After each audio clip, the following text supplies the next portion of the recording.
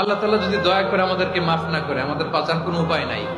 আপনি কি ভেবেছেন আপনার নামাজ দিয়ে আপনি জান্নাতে যাবেন?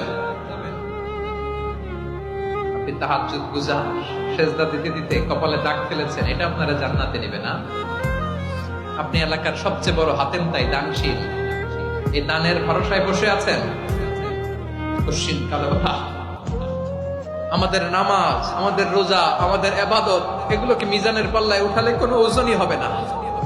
তবে আমাদের একটা কৌশল জানা আছে, আমরা আল্লাহর রহমতের ভিখারি। আমরা সেদিন আগেই গুনার স্বীকৃতি দিয়ে দেব। আমরা বলবো, আল্লাহ তুমি প্রশ্ন করার আগে তোমার একটা কথা বলি, আমারে কিছু জিজ্ঞেস করো না, আমি সব করেছি। এমন কোন পাপ নাই যে পাপ আমারে দিয়ে হয় নাই।